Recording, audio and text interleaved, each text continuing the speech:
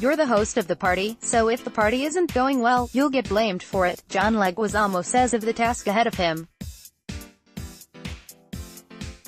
Ryan Christopher Jones, The New York Times. 27 years after winning an Obie Award for performing in his one-man show Mambo Mouth, John Leguizamo is hosting the 2018 edition of the annual ceremony on Monday night, where presenters are set to include Andrew Garfield, Laura Benanti, Matthew Broderick, Emilio Sosa, David Henry Hwang, Pixie Aventura, and The Village Voice's own Michael Feingold. Currently a Tony Award contender for Latin History for Morons, which transferred to Broadway after a successful run last season at the Public Theater, Leguizamo traces his own love of theater to the off-Broadway productions he caught while growing up in Jackson Heights.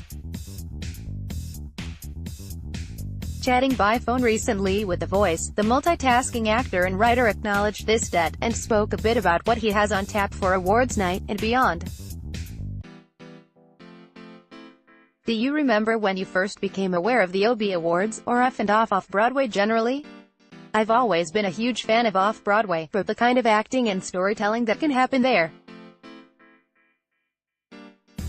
The most important shows of my life, I saw there. I remember seeing Sam Shepard's True West with John Malkovich and Gary Sinise at the Cherry Lane Theater, and seeing Al Pacino in American Buffalo at Circle in the Square, downtown. That's how old I am. I don't know how my mom got those tickets, but they were in the front row, and Pacino spit on me. I was about 15, and I felt like I was being baptized into acting. Then you won an Obie yourself. I got my first Obie for Mambo Mouth. I think Spalding Gray gave me my award. It was 1991, and I remember being flabbergasted that here was one of my idols, giving me an award. I couldn't believe this was happening. I'm guessing one-man shows in particular were a source of inspiration for you. Any other favorites? Eric Bogosian, he'll always be the guy who brought that great anger to his shows. And John Cale, he did beautiful work. All these people inspired me so that I could develop my own version of that sort of autobiographical work. And Latin History for Morons, your most recent show, which is now up for a Tony Award, premiered off-Broadway, at the Public Theater. You need to experiment, to be able to fail to get great work, and off-Broadway allows you to do that. You have all these incredible, trusting people, like Public Artistic Director Oscar Eustace and Associate Artistic Director Mandy Hackett, who make you feel safe. Do you still see a lot of stuff when you're not performing yourself? Oh, yeah? I guess now off-Broadway is different than it was. The new group, I go see stuff there. Playwrights Horizons, Signature Theater. The Public, of course, I just saw Miss You Like Hell. Very touching, very powerful, about immigration and being an illegal immigrant in America. You discuss your children in Latin history. Have you brought them to the theater with you a lot? Yeah, particularly my daughter. She's 18 now, and she has the same love of theater and storytelling and playwriting as I do. When I was 17 I was a play reading addict, and my daughter is like that too. She's seen Hamilton 4 times, and sees shows on and off Broadway all the time. She has a real passion for it. She's going to study acting. Can you say where? At Northwestern. I'm so proud of her. So what are your plans for Monday night? I'm hoping to have fun, to celebrate off-Broadway theater, share my love for it and my own journey. And take a jibe at Broadway a little bit, why not? And take the piss out of myself a little bit too. Hopefully I'll make people laugh. It's an enormous space, a cavernous space, which is hard, because that echo chamber is a laugh killer. And when you have people sitting at tables, it's not always conducive to laughter. but I've been to these events, and I know that even if I'm not laughing outwardly, I'm still enjoying it, you know?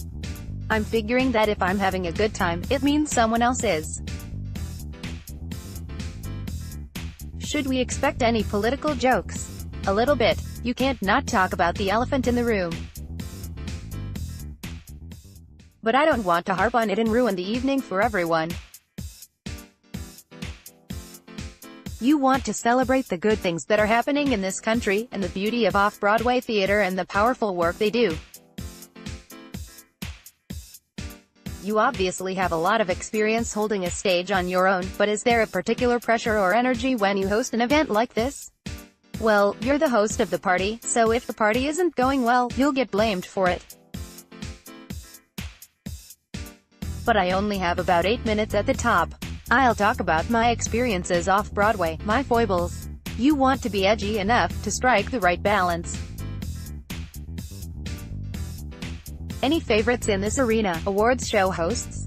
I like Martin Short a lot. I saw George Lopez once and really enjoyed it. He was really acerbic, very dark, and I'd never seen that side of him. I had a blast. I was howling. How about Lee Delaria, who hosted the last 3 Obie Awards presentations?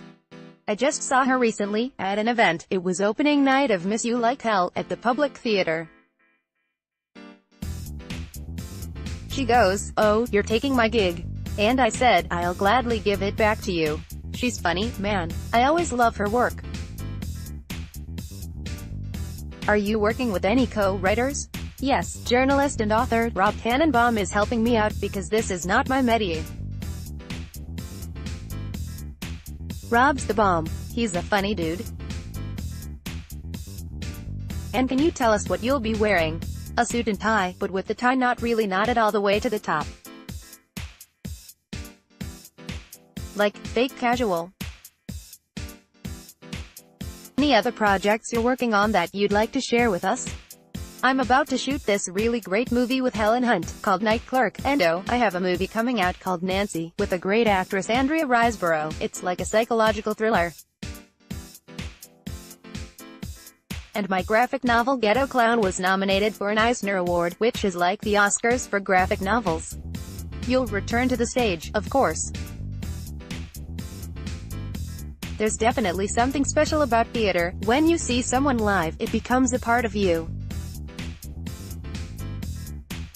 I still remember the first time I saw a chorus line, and there was a Latin person in the show. I felt like the baton was being passed to me. Would you consider doing a musical? Not being in one, but I'm actually working on one, writing one. I'm not going to tell you what it is, but we're workshopping it at the Public. They created space for me to work on it privately. That's exciting. Any other details you can give us about Monday? Maybe just one bit you're thinking of working in? I'm hoping to do a little spoof of Cardi B, but I don't know if it'll make it, if it's good enough. We'll see on Monday.